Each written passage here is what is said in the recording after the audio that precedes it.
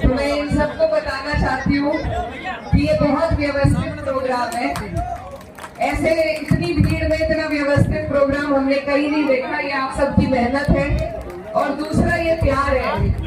मेरे वालिद साहब, मेरे वालिद मरहूम चौधरी मुनव्वर हसन इस क्षेत्र के जनप्रतिनिधि रह चुके हैं। उनका बेहद लगाव इस क्षेत्र से था, आप सबसे था और अपने जिंदगी का बहुत अहम लम्हा उन्होंने आप सबके बीच बिताया।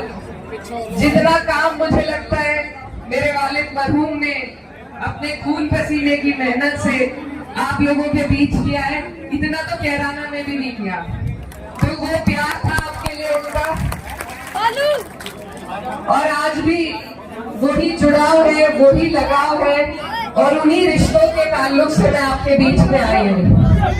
भले ही ये हमारा क्षेत्र ना लगता हो, लेकिन जो प्यार आप लोगों का हमेशा हमारे लिए बना रहता है, दुआओं के रूप में हो चाहे या समर्थन देने के रूप में हो, सबकी रिश्तेदारियां हैं इधर से उधर। और मुझे बहुत अच्छी तरीके से मालूम है कि मेरे चुनाव में भी आप सबने जितनी मेहनत मुजफ्फरनगर पे की, उससे दुगनी मेहनत आपने कैराना के लिए की है। तो आप सबका बहुत बहुत शुक्रिया। और इस प्यार को, इस ताल्लुक को इसी तरीके से आपको और हमें मेरे वालिद की इस मोहब्बत की विरासत को आगे बढ़ाना है, आगे लेकर चलना है। मैं वादा करती हूँ कि जहाँ आपको मेरी जरूरत पड़ेगी, मैं कंधे से कंधा मिला के आपकी हर परेशानी में, आपके हर दुख सुख में आपके बीच रहूंगी। अब जिस प्रोग्राम के लिए हम यहाँ पर आए हैं, उसके बारे में भी मुझे जो जानकारी हासिल हुई कि एमजेएफ ट्रस्ट लगभग 4 सालों से बहुत मेहनत आप लोगों के बीच कर रहे हैं और जिस तरीके का काम एमजेएफ ट्रस्ट कर रहा है, इस तरीके के काम की पूरे समाज को, हर व्यक्ति को जरूरत है। जो मेरी जानकारी से मुझे हासिल हुई है बात, तो काउंसलिंग के लिए यहाँ पर इन्होंने प्रावधान बनाया है, एक लाइब्रेरी खोली है, स्कॉलरशिप देने का बच्चों को काम कर रहे हैं और कई लगभग 20 से 22 नौकरियां विदेश में और देश में भी दिलाने का बच्चों को काम किया है।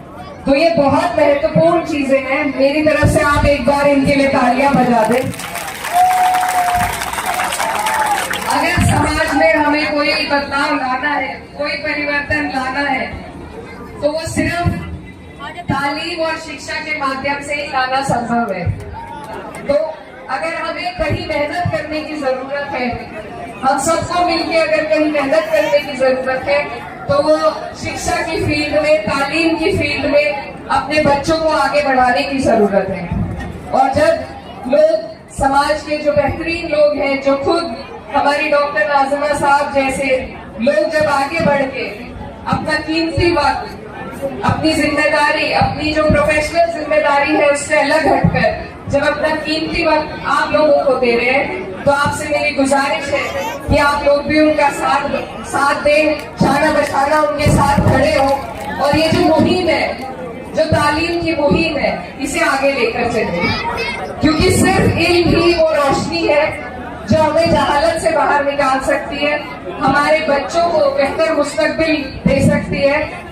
हमारे लिए कोई नेता या कोई अधिकारी कुछ करे ना करे, लेकिन हमें खुद वो ताकत होनी चाहिए कि हम अपने पैरों पर खड़ा हो सकें। और वो ताकत आपको सिर्फ इल्म से मिलेगी, सिर्फ तालीम से मिलेगी। मैं आपको अपनी भी कुछ बात बताना चाहती हूँ कि जब मेरे परिवार पर इतनी बड़ी मुसीबत आई और घर पर ना मेरी वालिदा थी, ना मेरे भाई थे, मैं अकेली थी।